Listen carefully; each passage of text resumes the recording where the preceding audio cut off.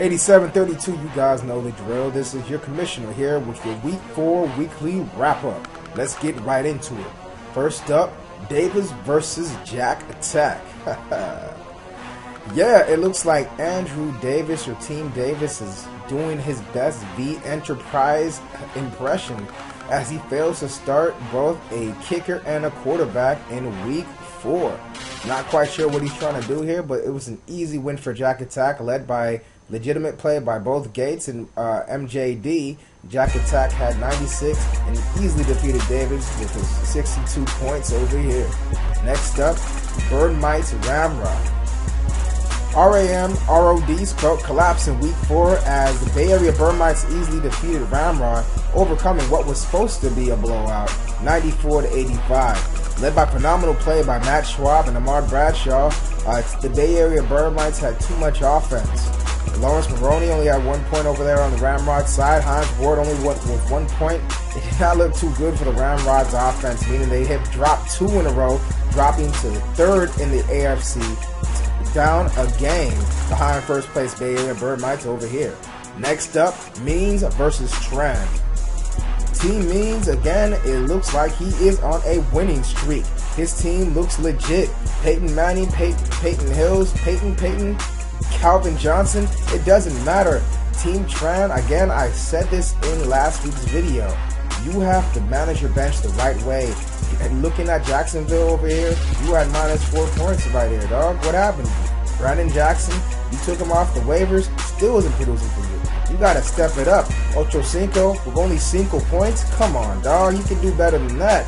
Unfortunately, it wasn't enough, because you only had 55 points this week, Tran. You gotta step it out here, because teams like Team Mean, they mean business.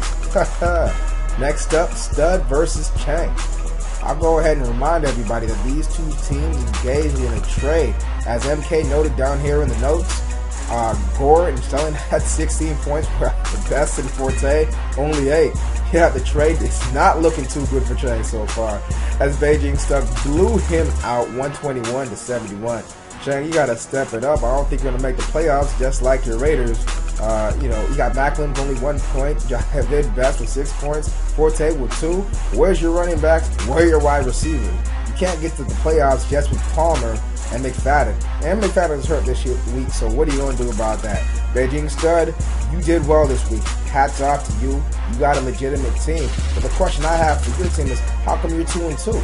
Are you going to step it up, or are you going to continue to win and lose every other game back and forth? Next up, MK and Negotiators. The Negotiators, wow, you had a Monday night game that saw Randy Moss have 0 points. What the hell was up with that? You caused chaos in the AFC. If you would have won this week, you would have been tied with everybody else besides the Birdmites for 2nd place. Instead, you dropped this game, you dropped down to 5th in the AFC, and you were 2 games back beyond everybody. But let's give praise where praise is due. MK, hats off to you. Led by phenomenal play by the Chargers, blowing out the Arizona Cardinals 41-10. You easily coasted to a victory here, 91-83. Negotiators, just like the real Mike Singletary, I guess Jimmy Singletary has to do some changes to make sure that he wins games moving on. With that, let's go ahead and take a look at the standings.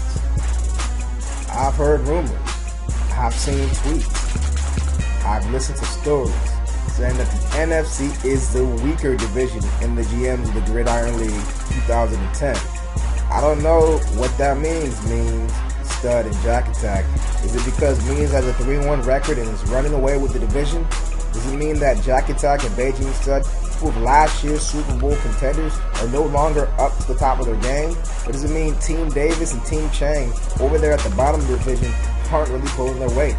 I don't know what that means. I don't know if you should take that personally, but that's what I've heard. That's what I've seen on Twitter. Take that as you may. Over here in the AFC, MK and the Bay Area Birdmites are battling out for first place with 3-1 records. Tran and Ramrod are battling out for 3rd place with 2-2 records. And Negotiators, hey, I brought this up during the recap. You had your chance to even up this division. You could have been right up there with them. Instead, you're at 1-3. Hey, now that you're done with your traveling, hopefully you have a chance to focus on some fantasy football. With that said, let's take a look at the games scheduled for this week. Starting at the top, it looks like Tran and the Burmites meet in what should be a very closely contested game.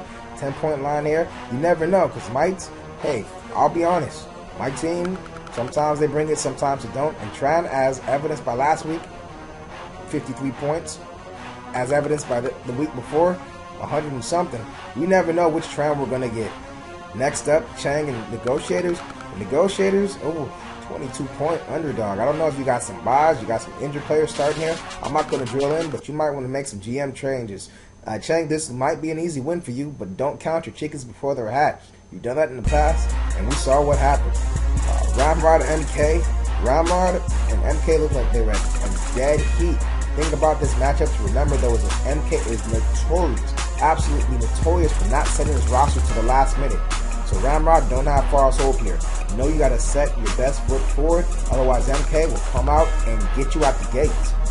Jack Attack versus Means looks to be a high-scoring affair with both teams projected to score 119 points or more. We'll see what happens. We'll see if one of these teams collapses. But the way Means has been playing lately, hey, Coleman, you better watch out. Means looks like he's out there gunning for you. Last up, Davis versus Stud. I don't even know if I should recap this game. 40-point underdog for Davis.